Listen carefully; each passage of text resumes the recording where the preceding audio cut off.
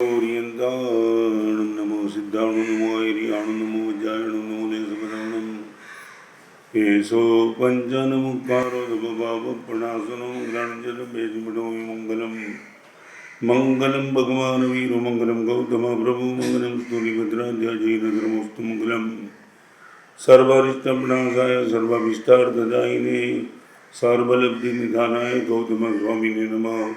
अज्ञानतिमिरन्धनं ज्ञानाञ्जनशलाकया नेत्रमुन्मीलितं येन तस्मै श्रीगुरवे नमः। हमारा पूरा जीवन जिस ऑक्सीजन से चलता है, शायद ही कोई एक समय ऐसा होगा कि हमें ऑक्सीजन याद आया होगा। भोजन याद आता है, पानी याद आता है, क्योंकि शरीर भोजन और पानी बिना नहीं टिकता है, वो हमें पता है।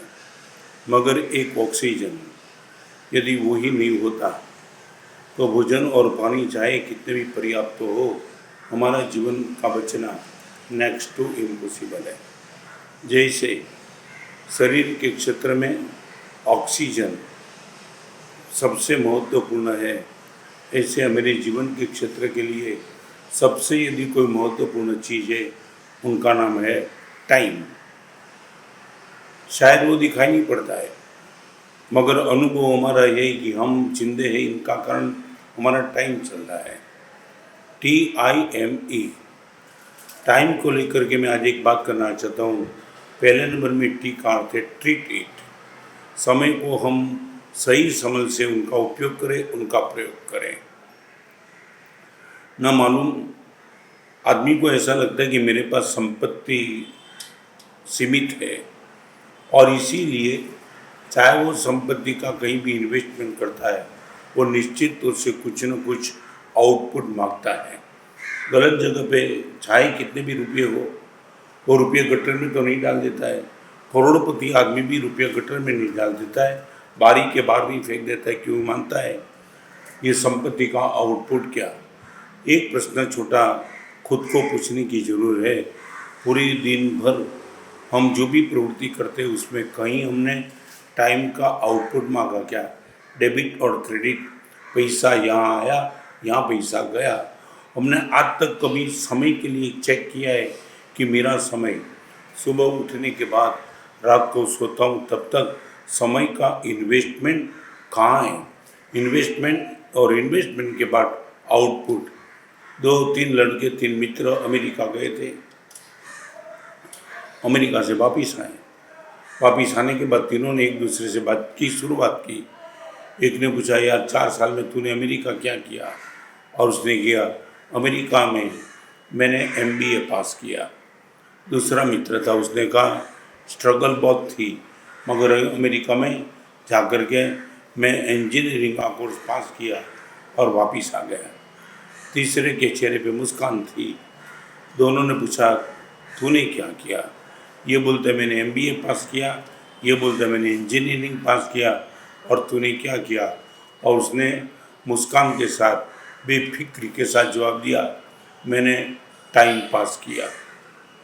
अरे टाइम पास करने वाले हम कौन है? टाइम हमें पास कर रहा है।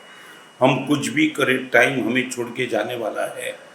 तो मैं ये पूछना चाहता हूँ, हमारे मन में समय को लेकर के हम कितने अलर्ट है? मैं रिपीट करना चाहता हूँ, दुनिया में 3 चीज़ है, मूल्यहीन है, मूल्यवान है और अमूल्य है।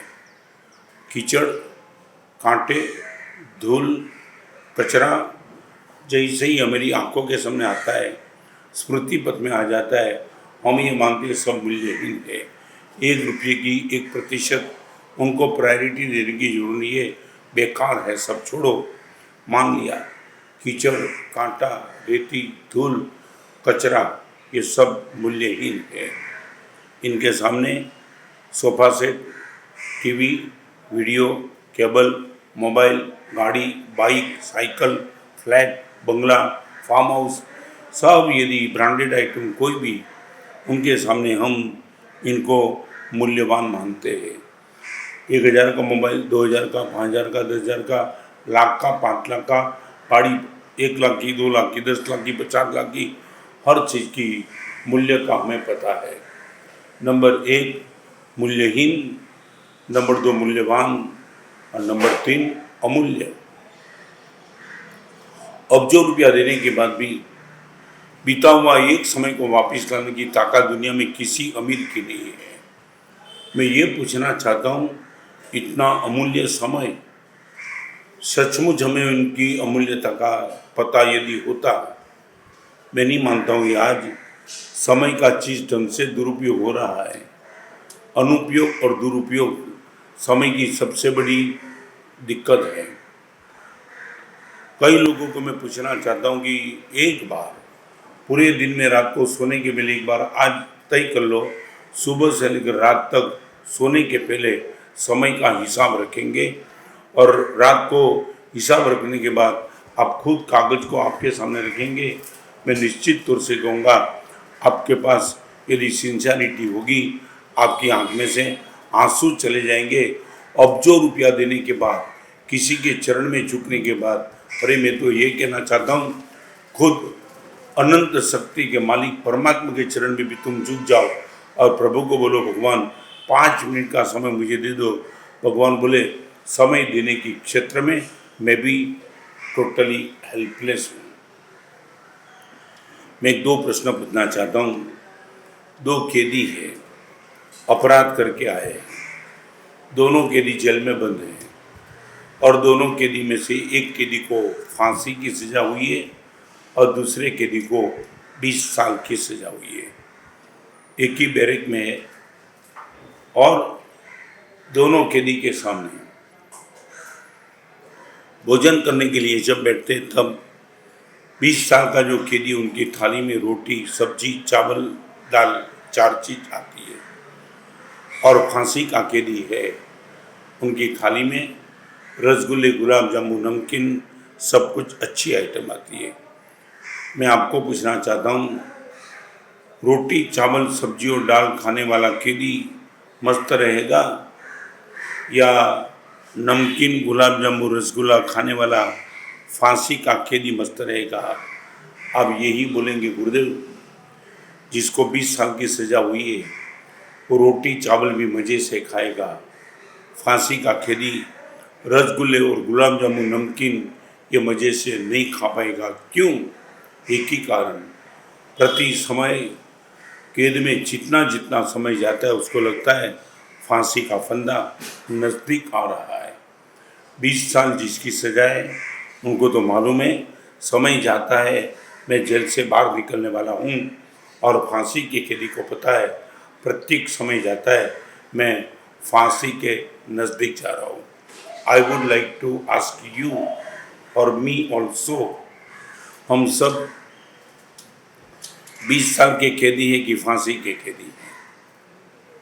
20 साल के कैदी को तो जेल में से हम सब फांसी के कैदी है, और जेल में बैठने वाले फांसी के कैदी के पास एक विशेषता होती है, यदि राष्ट्रपति साइन कर दे उनको फांसी के कैदी से मुक्ति मिल सकती है। माने फांसी के कैदी को भी मुक्ति दिलाने की ताकत राष्ट्रपति के पास है, मगर मुझे और आपको जिस दिन हमारा जन्म हुआ उसी दिन से हमारा मौत तय हो चुका है। वो मौत से दूर करने की ताकत कोई राष्ट्रपति के पास तो नहीं है, खुद तीर्थंकर परमात्मा के पास भी नहीं है कि मेरी मौत को वो कैंसल कर सके। देन एक ट्रूथ मेरे सामने आता है, प्रत्येक समय जाता है और हमारी मौत नज़दीक आती है। मैं डरने की बात नहीं करना चाहता, नहीं, डरना नहीं है। नदी सागर की ओर जाती है तो प्रत्येक समय नदी का ख़त्म होना पक्का हो जाता है। नदी गई, अभी गई, अभी गई, अभी गई, अभी गई, माने सागर की यात्रा नदी के अस्तित्व को ख़त्म करने के लिए पर्याप्त है। और नदी को भी पता है कि जैसे जैसे मैं सागर की ओर जाती हूँ मेरा अस्तित्व खतरे में है और ख़त्म हो जाएगा। मगर आपको मालूम होगा, एक अच्छे किसान नदी के पानी को डाइवर्ट कर देता है, सागर में जाकर के नदी खत्म हो जाए इनके पहले वो अपने खेत में नदी के पानी को लेके जाता है और एक मस्त फसल वही नदी के पानी से पैदा कर देता है। तो हुआ क्या, सागर में जाकर के नदी का पानी खत्म हो जाए इनके पहले नदी के पानी का सदुपयोग यदि एक किसान कर सकता है तो मुझे और आपको एक ही काम करना है, मौत के महासागर में जीवन की नदी जाकर के ख़त्म हो जाए, इनके पहले 3 चीज़, फिर से रिपीट करूं, 3 चीज़ या तो 4 चीज़। यदि समय का सही उपयोग हम करना चाहते हैं, मौत के महासागर में मिलने के बाद ये जीवन की नदी समाप्त हो जाए, इनके पहले, चाहे वो जीवन 20 साल का हो, 30 साल का हो, 40 साल का हो, 50 साल का हो, 70 साल का हो, जीवन कितने साल का हो ये मैं नहीं कहना चाहता हूँ, मगर 4 चीज़ मेरे और आपके जीवन में आ जाए तो निश्चित तौर से मान लेना ये हमने टाइम को ट्रीट कर दिया, टाइम को हमने सफल कर दिया। वो 4 चीज़ में एक चीज़ है सत्संग, नंबर 2 है सद्ग्रंथ, नंबर 3 है सत्कार्य और नंबर 4 है सद्विचार।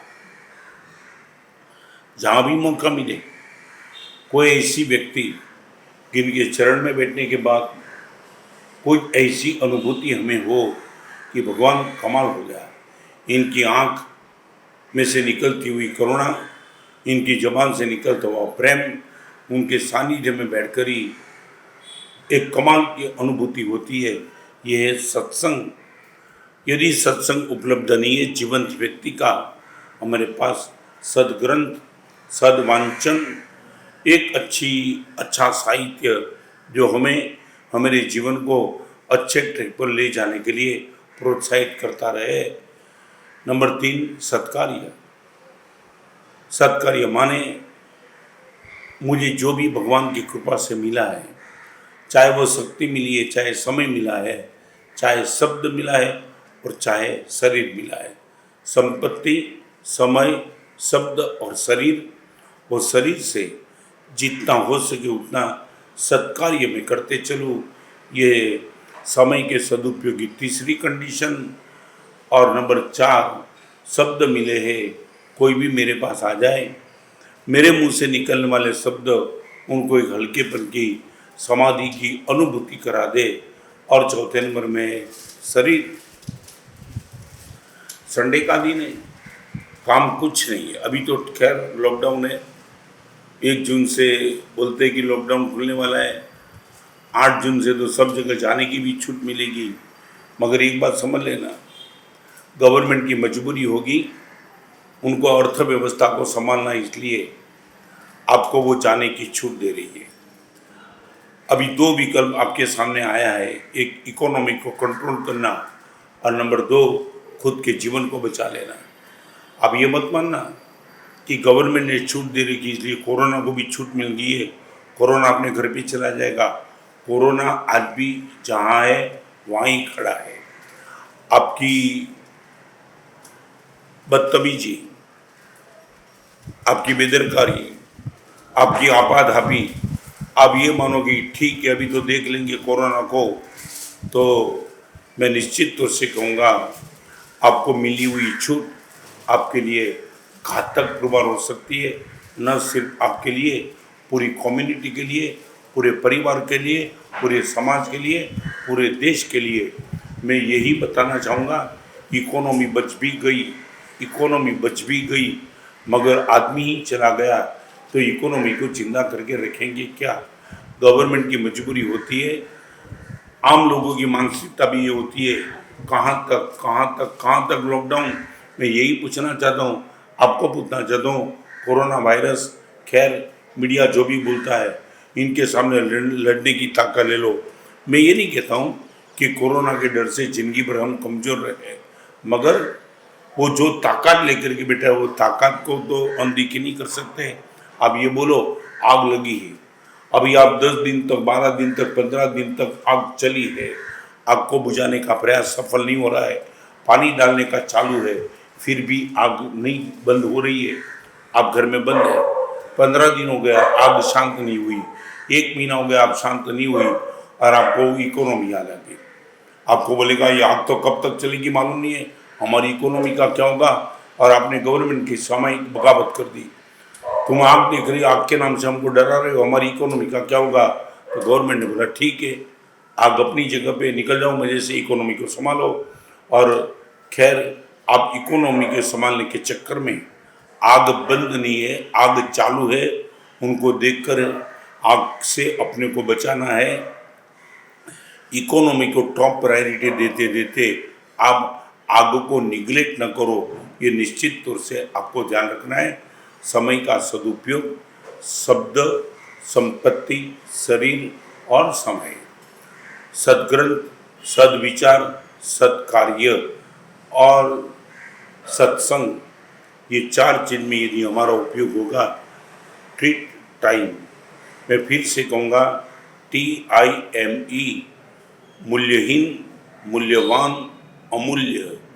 कचरा मूल्यहीन है, डायमंड मूल्यवान है, समय अमूल्य है।